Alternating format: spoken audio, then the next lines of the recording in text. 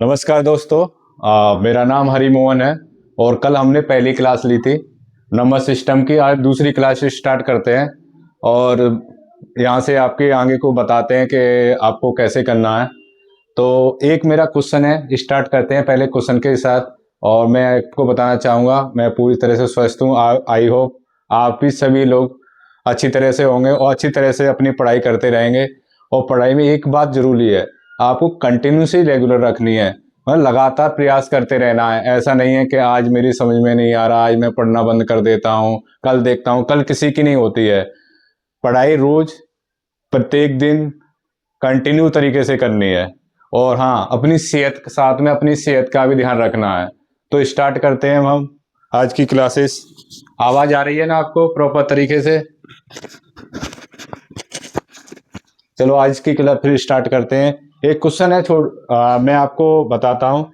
और ये क्वेश्चन उसके बेस पे जो कल मैंने आपको कराया था, तो उसका जवाब आप अपने कमेंट बॉक्स में जरूर दें। स्टार्ट करें। सबसे छोटी तीन अंकीय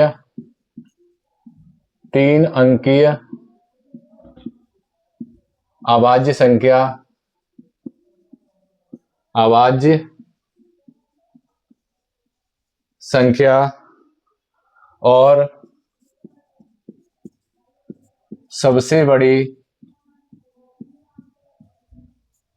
सबसे बड़ी तीन अंकीय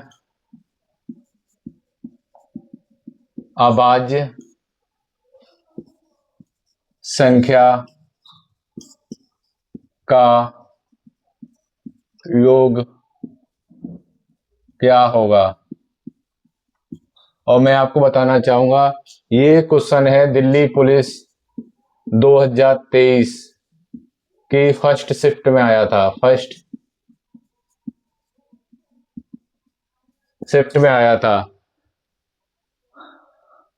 सबसे छोटी तीन अंकी अभाज्य संख्या और सबसे बड़ी तीन अंकी अभाज्य संख्या का योग कितना है? और जो क्वेश्चन मैंने करा रहा हूं, ये दिल्ली पुलिस की फर्स्ट शिफ्ट में आया था 2023 में। तो कल मैंने आपको लिखाई थी एक अंक की सबसे छोटी अभाज्य संख्या और दो अंक की सबसे छोटी अभाज्य संख्या, दो अंक की सबसे बड़ी अभाज्य संख्या, तीन अंक की सबसे छोटी अभाज्य संख्या कितनी होती है, और चार अंक की सबसे छोटी अभाज्य संख्या। तो इसमें पूछा हुआ तीन अंक की सबसे छोटी अभाज्य संख्या, आप बताओ कौन सी होती है? तीन अंक की सबसे छोटी अभाज्य संख्या होती है 101। ये सबसे छोटी अभाज्य संख्या है तीन अंक की। और तीन अंक की सबसे बड़ी अभाज्य संख्या कौन सी होती है वो बताओ? 997। इन दोनों संख्याओं का सम पूछा है, इन दोनों संख्याओं का ऐड पूछा है। तो हम निकालेंगे 7 1 8 9 और 9 1 10, 1098। ये आपका आंसर है। ये क्वेश्चन दिल्ली पुलिस 2023 में पूछा गया था फर्स्ट शिफ्ट में। आपको समझ में आ गया? बहुत इजी क्वेश्चन है ये। अब मैं आपको नेक्स्ट क्वेश्चन बताता हूं।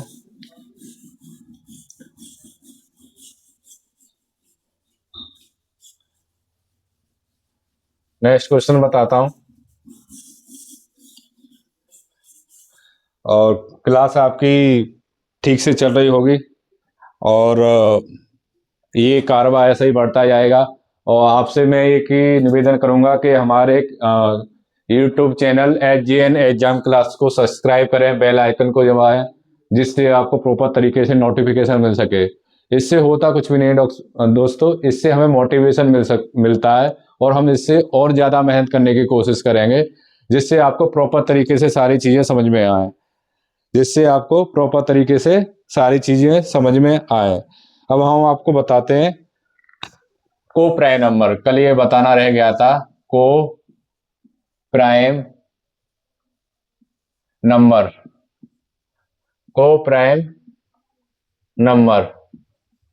मतलब सहअभाज्य संख्या है। सहअभाज्य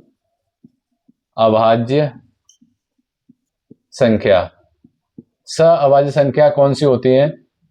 सहअभाज्य संख्या वे संख्याएं होती हैं, जैसे किसी भी संख्या का एक पेयर है। जैसे हम लेते हैं 2 और 3, तो इन दोनों संख्याओं में कोई भी संख्या कॉमन ना हो तो ये दोनों संख्याएं सहअभाज्य संख्याएं हैं। इसमें हम ले लेते हैं 5 7 और 7 9, कोई भी संख्या 11 13 जो भी संख्याएं होती हैं उनमें तो कोई भी संख्या कॉमन ना हो, वो संख्याएं सहअभाज्य संख्याएं कहलाती है। वो संख्याएं क्या कहलाती हैं? सहअभाज्य संख्या। इसमें आप कोई भी संख्या ले सकते हैं, कोई भी संख्या ले सकते हैं, जैसे 15 22 और कोई भी संख्या हो गई 50 23 33, कोई भी संख्या हो गई। ये सारी संख्याएं सहअभाज्य संख्याएं हैं। कैसी संख्याएं हैं? सहअभाज्य संख्याएं हैं। अब चलते हैं, हम आगे को बढ़ते हैं। ये आपको समझ में आ गया होगा सहअभाज्य संख्याएं क्या होती हैं। कभी कभी वन लाइनर में एक आध क्वेश्चन पूछ लेता है, ये ज्यादा इतना इंपोर्टेंट नहीं है, लेकिन फिर भी आपको पता होना चाहिए सहअभाज्य संख्याएं कौन सी होती हैं।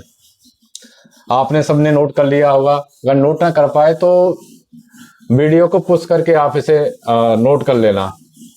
ओनली लिखना है कि सहअभाज्य संख्याएं कौन सी होती हैं। वो संख्याएं होती हैं जिनमें से दोनों संख्याओं में से कोई भी संख्या कॉमन ना आए, तो वो संख्याएं सहअभाज्य संख्याएं कहलाती हैं। अब मैं आपको बताऊंगा unit digit. Unit digit, unit digit होता है मतलब इसमें जो पूछता है इकाई का अंक, इकाई का अंक, इकाई का अंक। मैं आपको कोई भी संख्या दे दूं, मान लो मैंने आपको संख्या दे दी 5 4 3 2 5 6, तो इसमें आपको इकाई का अंक पूछेगा, तो इकाई का अंक आप इसमें सीधा डायरेक्ट बता दोगे। जैसे हम पहले छोटी क्लास में पढ़ते थे 6 7 8 में, इकाई, ढाई, सैकड़ा, हजार, 10,000, लाख, तो इकाई का अंक क्या है? 6। तो ये हमारा आंसर हो गया, ये हमारा क्या हो गया? आंसर। अगर मैं इसे ही ऐसे कर दूं, जैसे हमने कोई भी संख्या लिख दी ये, और इसमें प्लस कर दूं 3 5 2 6 7 3 5 2 6 7 8। अब आप इसमें इकाई का अंक बताइए। तो मैं आपसे एक चीज कहना चाहता हूं कि आपको बाकी इसमें जो भी संख्या है वो सारे भूल जाइए। आपसे इकाई का अंक पूछा है, सॉरी, तो यहाँ से 5 तक जो भी संख्या है ये भूल जाइए, और यहाँ पे 7 तक ये संख्या ये भूल जाएगी। अब आपका सिर्फ और सिर्फ, जैसे ना अर्जुन को चिड़िया की आंख दिखती थी ना, तो वो अर्जुन की तरह चिड़िया की आंख पे निशाना होना चाहिए। यहाँ पे 6 है, यहाँ पे 8 है, तो इसको ऐड करना है हमें, और कुछ नहीं है। 8 और 6 ऐड करेंगे कितने आएगा? 14। 14 में इकाई का अंक कितना है? 4। तो ये हमारा आंसर है, और हमें किसी चीज पे ध्यान ही नहीं देना है। अगर इकाई का अंक पूछता है, यूनिट डिजिट पूछता है, तो इसका आंसर कितना हो गया? 14। ऐसे ये तो मैंने थोड़ा एग्जाम्पल दिया है, और आपको बताता हूँ कुछ क्वेश्चन जैसे एग्जाम में आते हैं किस टाइप के आते हैं, वो मैं आपको बताता हूँ। जैसे कोई भी क्वेश्चन है 3 5 7 2 6 8 5 6 7 और 3 2 8, इसमें आपको बताना है इकाई का अंक। तो बाकी जो आगे की जो संख्याएं हैं, ये हुई 26 56 32, ये आप बिल्कुल भूल जाइए। ये आप देखिए मत कि क्वेश्चन में कोई संख्याएं हैं कि नहीं है। हमें सिर्फ इकाई के अंक से मतलब है, हमें सिर्फ किससे मतलब है? इकाई के अंक। तो इकाई का अंक इसमें क्या है, हम उस पर ध्यान देंगे। तो जैसे हम ऐड करेंगे 7 और 8 कितने होते हैं? 15। तो 15 में यहाँ इकाई का अंक कितना है? 5। 7 और 7 और 8 15 होते हैं, तो इसमें इकाई का अंक कितना है? 5। अब इसे ऐड करेंगे 5 और 7 कितना होते हैं? 12। तो 12 में इकाई का अंक कितना है? 2। और 2 में 8 ऐड करेंगे, 2 में 8 जोड़ेंगे तो कितना होता है? 10। तो 10 में इकाई का अंक कितना है? 0। तो इसका आंसर क्या होगा? जो इकाई का अंक है वो 0 है। अगर हम डायरेक्ट भी ऐड करते हैं तो 7 8 15, 15 और 7 22 और 8 30, तो 30 में इकाई का अंक कितना आ गया? 0। सिर्फ हमें इकाई पे ध्यान देना है और किसी संख्या की तरफ देखना भी नहीं है। इसमें तो ये तो हो गया प्लस में। कुछ ऐसे नंबर होते हैं जो मल्टीप्लीकेशन में भी आते हैं, तो वो मैं आपको बता देता हूँ। मल्टीप्लिकेशन में किस टाइप के आते हैं यूनिट डिजिट में। तो जैसे 3 2 6 मल्टीप्लिकेशन 2 4 3 इंटू 5 4 8 इंटू 6 2 1। अब इसमें हमें देखना है इकाई का अंक, इसमें आपको बताना है इकाई का अंक कितना है। तो इकाई का अंक हमें और किसी संख्या से कोई इससे इससे इससे और इस संख्या से कोई मतलब नहीं। हमें 6 6 3 6 3 8 और 1 इन संख्याओं पे ध्यान देना है और किसी संख्या पे ध्यान नहीं देना है। तो 6 का गुणा 3 में करना है, 6 3 18। यहाँ इकाई का अंक कितना आ गया 8। अब 8 का गुणा 8 में करना है, 8 8 64। तो यहाँ इकाई का अंक कितना आ गया 4। अब 4 का गुणा 1 में करना है तो 4। ये हमारा इकाई का अंक हो गया, ये हमारा आंसर हो गया। तो ये एक दो क्वेश्चन जरूर पूछ लेता है किसी भी एग्जाम में। यूपी पुलिस हुआ, एसआई हुआ, एसएससी जीडी, यार कोई भी एग्जाम हो तो उसमें 1 नंबर का ही क्वेश्चन आ जाता है इकाई का अंक पूछने के लिए। अब मैं थोड़ा सा आपको टिपिकल्ट की तरफ ले सकता हूँ, हार्ड नहीं है उसे, लेकिन आपको थोड़ा सा उसमें दिमाग लगाना पड़ेगा। मैं आपको बताता हूं, जैसे कोई भी संख्या है, जैसे 1 3 1 3 5 7 डॉट डॉट डॉट डॉट 999। इसमें इकाई का अंक बताइए आप, इकाई का अंक। और जो भी इस आंसर का जवाब सबसे पहले देगा उसे एक चॉकलेट मिलेगी। बताइए इसमें इकाई का अंक कितना होगा। अगर आप बोले, मैं इसके ऑप्शन 4 ऑप्शन भी दे देता हूं। 7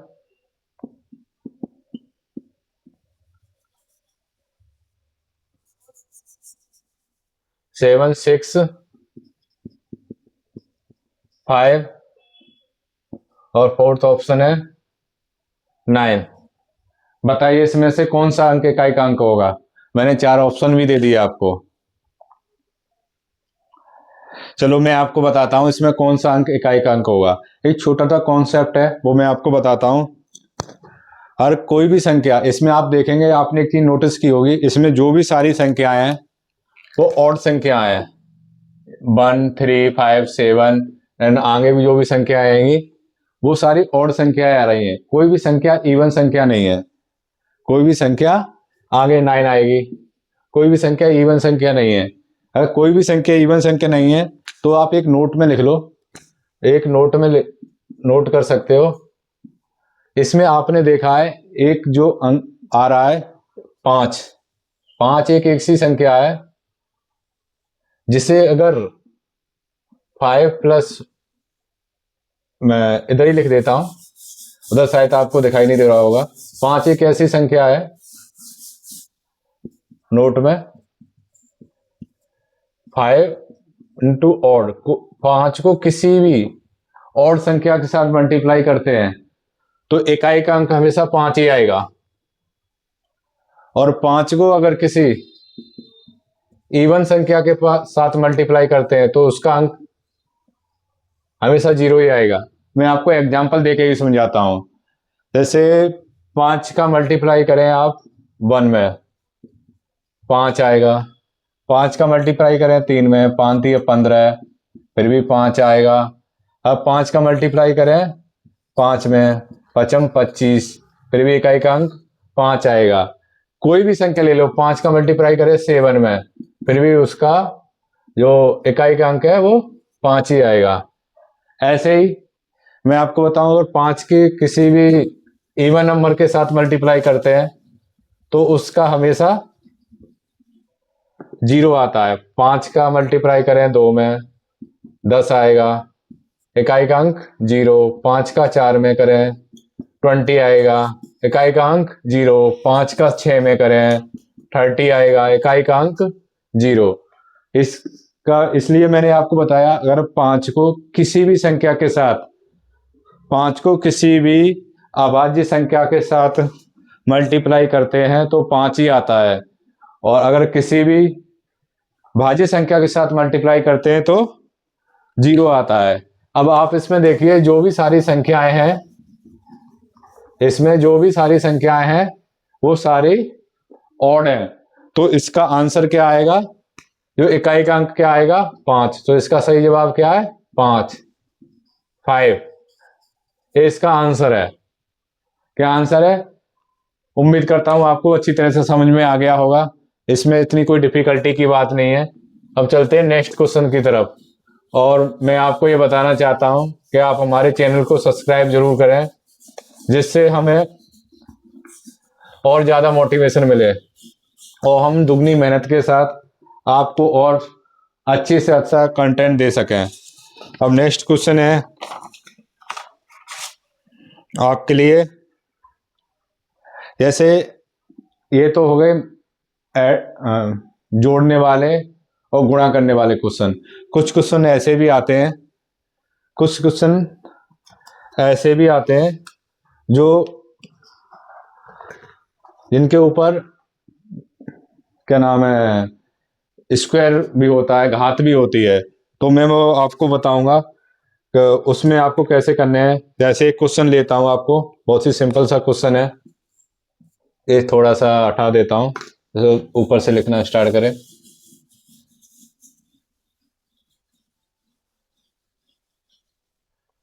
जैसे पहला क्वेश्चन लेता हूं, 263 पे पावर 149 और प्लस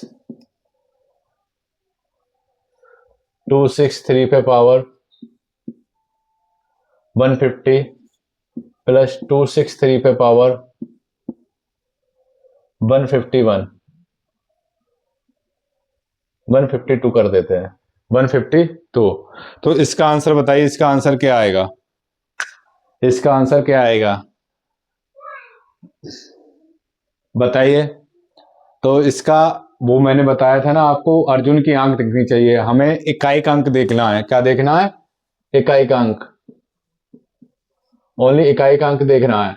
तो इकाई का अंक इसमें क्या है 3 3 3, बाकी के आगे के दोनों ये भूल जाओ, ये कुछ भी याद करने की जरूरत नहीं है, हमारा 3 सिर्फ 3 पे ध्यान रहना चाहिए। इकाई का अंक 3 है तो यहां देखेंगे 3, और इस पे जो घात है ना 49 149 है, तो इसका एक सिंपल रूल होता है, हम किसी भी जो डिवाइड करते हैं, जैसे उसकी साइक्लिसिटी 4 होती है, तो इसलिए हमें किसी भी कोई भी घात हो उसे 4 से डिवाइड करते हैं।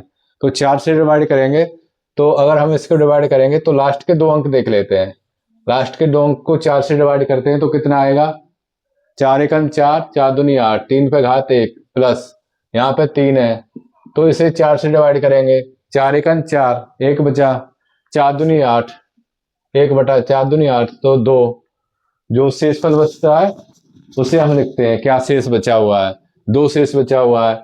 अब यहाँ पे देखेंगे प्लस 3 की पावर, यहाँ पे लास्ट के 2 अंक में 4 का भाग देंगे, यहाँ पे 4 का दिया, यहाँ पे 4 का दिया, तो 4 एकम 4, यहाँ पे 151 153 करते हैं, तो यहाँ पे दिया हमने 4 का भाग, तो 4 एकम 4, 1 बचा, 4 3 12 है, तो यहाँ पर भी 1 घात आई। ठीक है, अब 3 का वर्ग, 3 पे घात 1 हो तो 3 प्लस 3 तरह के 9 प्लस 3, तो 3 3 6, 6 और 9 15, तो इसकी जो इकाई का अंक कितना आया 5, तो 5 आंसर है हमारा, 5 आंसर है, 5 क्या है हमारा आंसर। इसमें से 1 2 क्वेश्चन और ले लेते हैं। जैसे मैं आपको साधारण सिंपल बताता हूं, जैसे कोई भी क्वेश्चन है, कोई भी क्वेश्चन है, जैसे मैं ले लेता हूं क्वेश्चन 1 2 3 1 2 3 4 5 पे घात 1 2 3 4 5, इसमें इकाई का अंक बताइए, इसमें इकाई का अंक कितना होगा, इकाई का अंक, इकाई अंक, इसमें इकाई अंक बताइए कितना होगा, तो इसका इकाई का अंक आप बताइए, और जो भी आंसर बताए वो कमेंट बॉक्स में, जिसको भी पता हो कमेंट बॉक्स में जरूर बताए, इसमें लिख के भेजे इसके इकाई का अंक कितना होगा। तो इसमें सीधा सादा सिंपल फंडा है, आप आगे के 1 2 3 4 ये भूल जाइए, ये इस सवाल में अंक है या भी नहीं, आपको याद ही नहीं करने हैं, ये बिल्कुल भूल जाइए। आपको याद रखना है सिर्फ ओनली 5। इसमें क्या है 5, इसमें क्या है 5। तो हम सीधा क्या करेंगे 5 की पावर, और बाकी के हम क्या बोला था कि लास्ट के हम 4 से भाग देते हैं, लास्ट के 2 अंक देखते हैं, आगे के 2 अंक भूल जाइए है भी कि नहीं। तो 4 की पावर 45, 4 की पावर क्या है 45। अगर हम इसे 4 से डिवाइड करते हैं 45 को 4 से डिवाइड करते हैं तो शेषफल कितना रहेगा 1। तो 5 की पावर क्या करेंगे 1 बराबर 5, तो इसका इकाई का अंक कितना होगा 5। इस तरीके से आप किसी भी संख्या का इकाई का अंक निकाल सकते हैं। इस तरीके से आप क्या कर सकते हैं, किसी भी संख्या का इकाई का अंक निकाल सकते हैं। और आपको ये सवाल आसानी से समझ में आ रहे होंगे, कोई भी दिक्कत नहीं आएगी अब आपको यहाँ से ना। और आप देखेंगे धीरे धीरे आप कितना इम्प्रूवमेंट करते हैं, आपको धीरे धीरे सारी चीजें समझ में आने लगेगी। और मेरी आपसे सबसे एक रिक्वेस्ट है कि आप ना इन क्वेश्चन का रिवीजन जरूर करें, ज्यादा नहीं 1 से 2 घंटे अपनी पढ़ाई में दें मैथ के लिए। और मैथ एक ऐसा सब्जेक्ट होता है, जो रिवीजन बहुत ज्यादा मांगता है, आपको रेगुलर बेसिस पे रिवीजन करना होगा। अगर आप रिवीजन नहीं करेंगे तो आपको कोई भी क्वेश्चन समझ में नहीं आएगा, आप धीरे धीरे भूलते चले जाएंगे। अब नेक्स्ट क्वेश्चन मैं आपको बताने जा रहा हूँ। नेक्स्ट क्वेश्चन है तो मैं आपको बताने जा रहा हूँ, जैसे ये भी बहुत छोटा सा ही क्वेश्चन है, ज्यादा बड़ा नहीं है। 4 2 8 5 3 4 2 8 5 3 पे घात है 9 6 5 3 1 मल्टीप्लीकेशन में इन पे जो घात है, किसमें मल्टीप्लीकेशन में। तो इसका आंसर बताइए क्या होगा, इसका आंसर क्या होगा। तो सबसे बड़ी बात है कि आपको देखना है चिड़िया की आंख। चिड़िया की आंख कहाँ है, ये रही।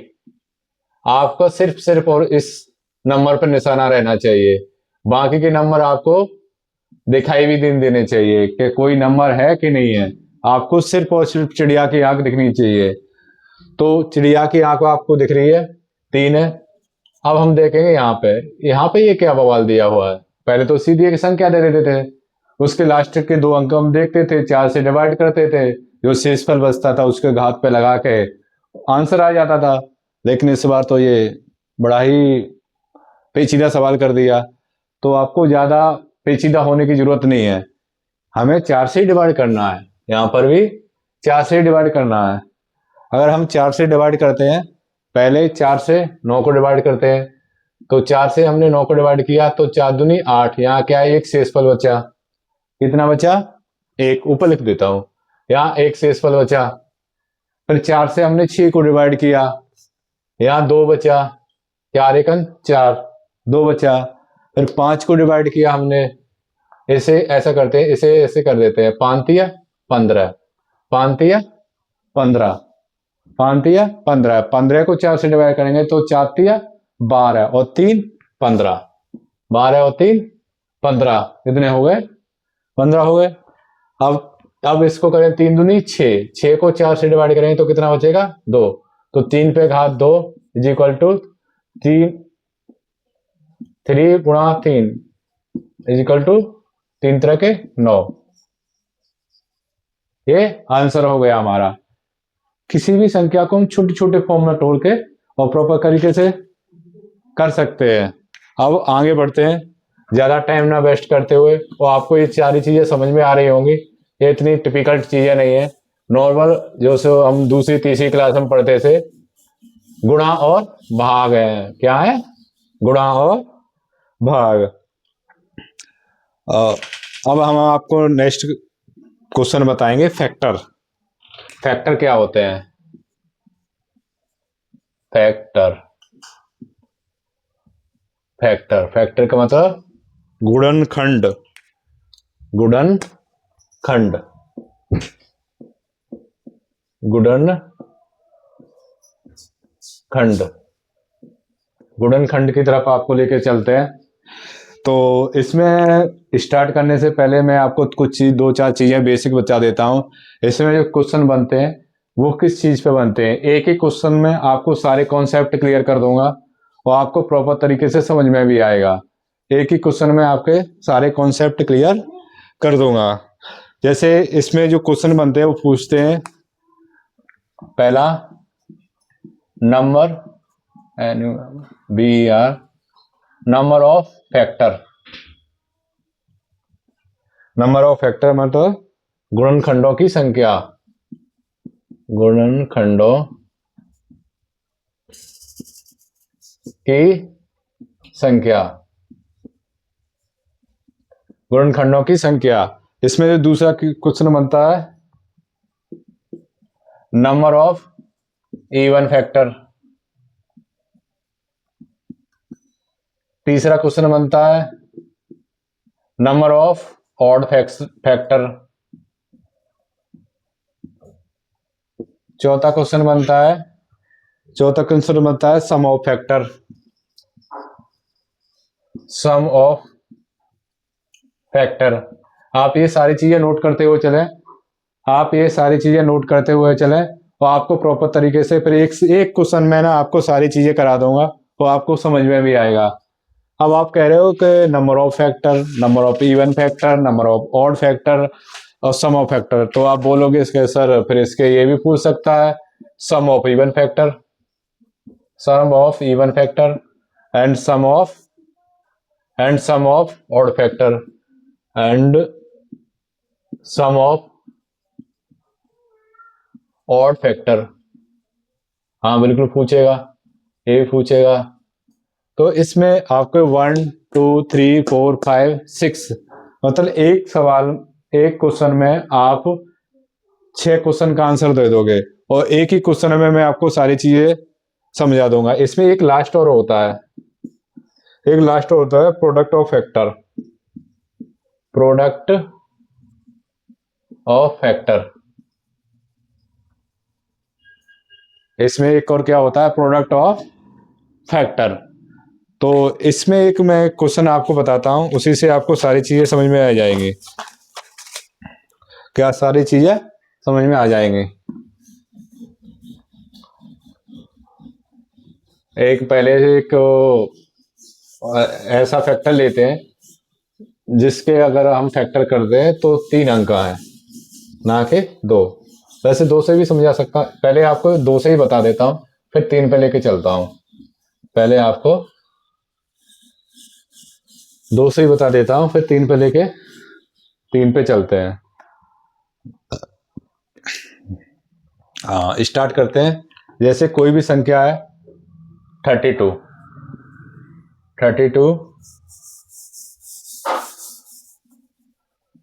के हमें क्या निकालने, 32 के गुणनखंड 32 के हम क्या निकालने, 32 के गुणनखंडों की संख्या, पहले हम क्या करें, 32 के फैक्टर करेंगे। तो 32 के फैक्टर करेंगे, जैसे हम इसे 2 से काटेंगे 16 बार, 2 से काटेंगे 8 बार, 2 से काटेंगे 4 बार, 2 से काटेंगे, नहीं 32 नहीं लेते हैं क्योंकि इसमें एक ही नंबर आ रहा है, हम लेते हैं 24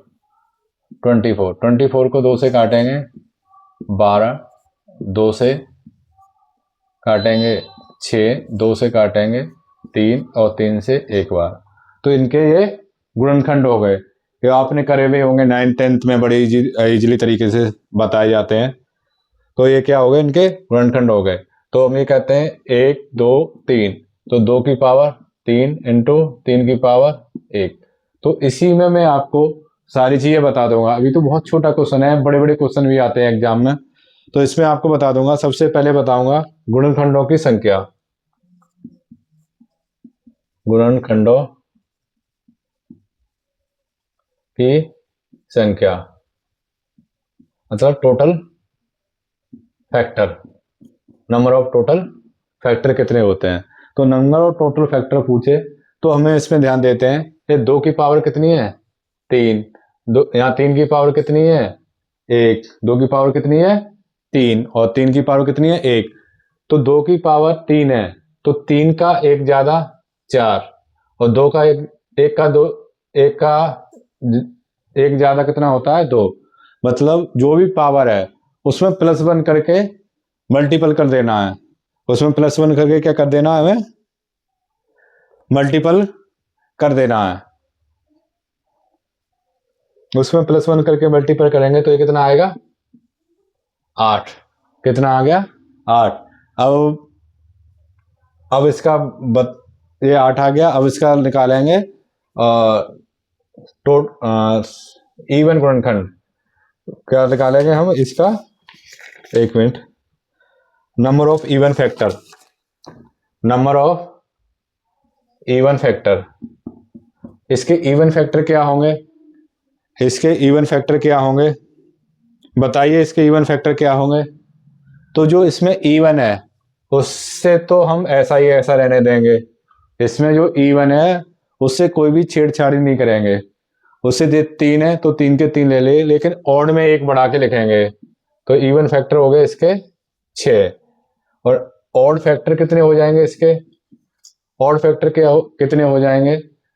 तो भैया जब इवन को न्योता ही नहीं दिया गया तो इवन को हम लेंगे क्यों, इवन को न्योता ही नहीं दिया गया तो इवन को लेंगे ही नहीं। तो इवन को बिल्कुल छिपा लेंगे, लेकिन ऑड का 1 का दुगना 2, 2 ये ऑड फैक्टर हो गए। और इसका निकालने का एक तरीका है, आप आंसर क्रॉस चेक भी कर सकते हैं।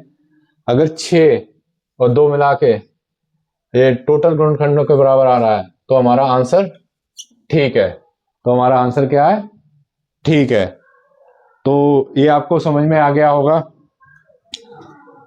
कि नंबर ऑफ गुणनखंडों की संख्या, number of even factor, number of odd factor कैसे निकालते हैं, number of even factor and number of odd factor कैसे निकालते हैं। अब हम चलते हैं नेक्स्ट क्वेश्चन की तरफ। अब थोड़ी सी ना बड़ी संख्या ले लेते हैं, इससे आपको प्रॉपर तरीके से आपके सारे डाउट क्लियर हो जाएंगे। ये तो काफी छोटी संख्या थी, अब थोड़ी बड़ी संख्या लेते हैं, इससे ना आपके सारे डाउट क्या हो जाएंगे, इससे आपके सारे डाउट क्लियर हो जाएंगे। इसके आपसे सारे डाउट क्या हो जाएंगे, क्लियर हो जाएंगे। तो मैं एक बार ले लेता हूँ, थोड़ी सी बड़ी संख्या ले लेता हूँ, थोड़ी सी बड़ी संख्या ले लेता हूँ, तो उससे आपके कोई भी डाउट नहीं रहेंगे। क्या होगा, कोई भी डाउट नहीं रहेंगे। मैं संख्या ले लेता हूँ 1080। कौन सी संख्या है, 1080। तो इसमें ना मैं आपके सारे क्वेश्चन कवर कर लूंगा, इसमें क्या कर लूंगा, सारे क्वेश्चन कवर कर लूंगा। तो इसके हम फैक्टर कीजिए, इसके फैक्टर कीजिए, पहले 2 से काटिए, 5 4 0, फिर 2 से काटिए, 2 दूना 4 7 0, फिर 2 से काटिए, फिर 2 से काटिए, 2 एकम 2 3 5, फिर 5 से काटिए, फिर 5 से काटिए, 5 दूनी 10, फिर 3 से काटिए, 3 27, फिर 3 से काटिए, 3 3 9, 3 एकम 3, ये। तो इसके ये गुणनखंड हो गए। 2 कितनी बार है, 1 2 3, तो 2 पे पावर 3, इंटू 3 कितनी बार है, 3 पे पावर 3, इंटू 5 पे पावर 1। तो इसके पहले निकालेंगे हम टोटल फैक्टर। टोटल फैक्टर कितने होंगे, टोटल फैक्टर में क्या करना है, जो भी पावर है उसमें 1 1 प्लस करना है, 4 गुणा 4 इंटू 2। तो ये कितने हो गए, 4 6 16 दूनी 32, 32। और इवन फैक्टर, इवन फैक्टर निकालेंगे तो हम क्या करेंगे, इवन फैक्टर निकालेंगे तो हम क्या करेंगे, तो इवन से तो इवन की जो पावर है उसमें तो कुछ भी नहीं जोड़ेंगे, सेम का सेम रहेगा 3, और जो ऑड की पावर है उसमें +1 कर देंगे। उसमें +1 कर देंगे। 3 1 4 1 2, ठीक है। 4 3 12 दूनी 24, 24 आ गया। ये क्या आ गया? 24। अब वो बोलेंगे ऑड फैक्टर। ऑड फैक्टर क्या होते हैं? ऑड फैक्टर क्या होते हैं? ऑड फैक्टर मैं आपको बताऊंगा। इवन को तो बिल्कुल छुपा लेना है, इवन पे तो बिल्कुल भी ध्यान नहीं देना है, सिर्फ ऑड ऑड ऑड ऑड पे ध्यान देना है। तो ऑड की पावर में 3 1 4 और 5 1, और 5 पावर 1 है तो ये 2 हो गई। 4 दूनी 8। तो और इसका क्रॉस चेक करने का है कि इन दोनों को, ऑड और इवन फैक्टर को हम प्लस कर देंगे। ऑड और इवन फैक्टर को हम प्लस करेंगे तो हमारा 24 और 8 32 हो जाएगा। तो मतलब ये हमारा क्वेश्चन क्या है? ठीक है, ये हमारा क्वेश्चन क्या है? ठीक है। अब एक चीज और बताई थी मैंने स्टार्टिंग में ना आपको, मैं आपको इसी क्वेश्चन में बता देता हूँ। इसी क्वेश्चन में इधर बता देता हूँ, यहाँ पे बता देता हूँ। इसे हटा दो, इसे हटा देता हूँ, नोट कर लिया होगा आपने।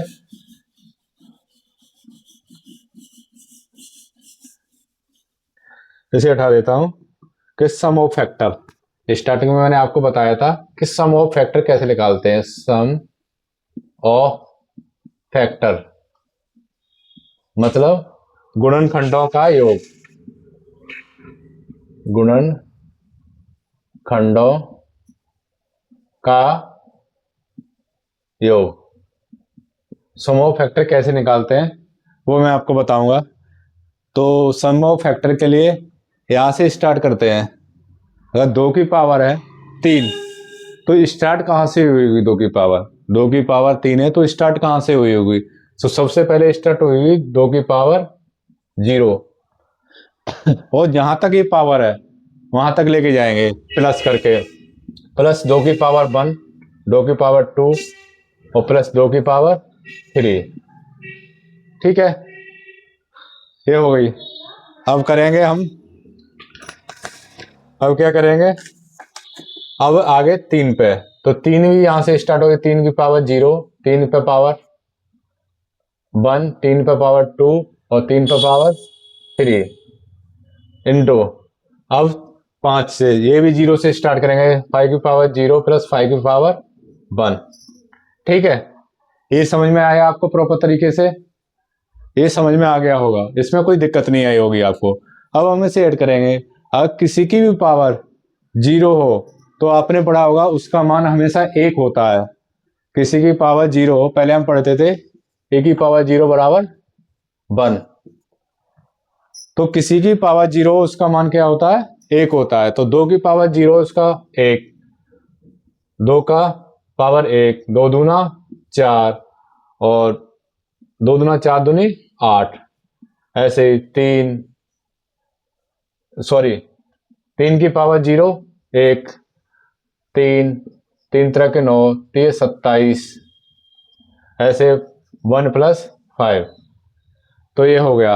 यहां तक आपको दिखाई दे रहा है नीचे तक? क्या ऊपर लिखना स्टार्ट करो? इधर लिख देता हूं मैं, लेकिन इसे भी नहीं हटा सकता ना अभी। कोई नहीं, यहां लिख देता हूं।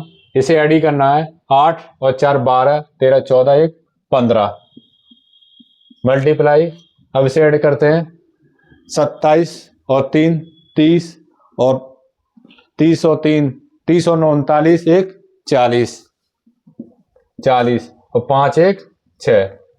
तो इसका मल्टीप्लाई करेंगे। यहाँ नीचे दिखाई दे रहा है, एक लास्ट लाइन है, लिख देता हूँ। नहीं दिखाई दे रहा है तो ऊपर लिख देता हूँ। ये उठा के यहाँ कर देता हूँ। 15 इंटू 40 इंटू 6। ये आ रहा होगा समझ में? ये यहाँ से ना हमने इधर लिख दिया। तो अब इसका मल्टीप्लाई करेंगे, तो 15 के 40 और 6 का मल्टीप्लाई करेंगे तो 15 चौक 60, 600 इंटू 6 इंटू 3600। ये आपका आंसर है। आपको समझ में आया होगा सम ऑफ फैक्टर कैसे निकालते हैं। सम ऑफ फैक्टर कैसे निकालते हैं, ये दिखाई नहीं दे रहा? मैं लिख देता हूं, फिर से दूसरी जगह लिख देता हूं। इसे हटा देता हूं, इसे हटा देता हूं। ये लिखा हुआ है तो ये यहां लिख देता हूं, ये यहां लिख देता हूं। 15 इंटू 14 इंटू 6, 15 इंटू 14 इंटू 6, तो ये हो गया 15 चौक 60, 600 गुणा 6, 600 गुणा 6 इक्वल टू 3600। ये आपका आंसर है, ये आपका आंसर है। तो आपको प्रॉपर तरीके से समझ में आ गया होगा। तो आज हम यहीं पे अपनी क्लास को ख़त्म करते हैं। आज हम यहीं पे अपनी क्लास को ख़त्म करते हैं और कल से स्टार्ट करेंगे नेक्स्ट क्लास। और आज ये हमारी दूसरी क्लास है मेरी, तो आप शायद मैं आपको प्रॉपर तरीके से सारी चीज़ बता पाया हूँ, समझा पाया हूँ। अगर कोई भी चीज़ समझ में ना आए तो प्लीज़ कमेंट बॉक्स में ज़रूर बताएं और हमारे चैनल को सब्सक्राइब करें, बेल आइकन को दबाएं और लाइक करना ना भूलें। तो मैं यहीं पे अपनी वाणी को विराम देता हूँ। बाकी जय हिंद, जय भारत।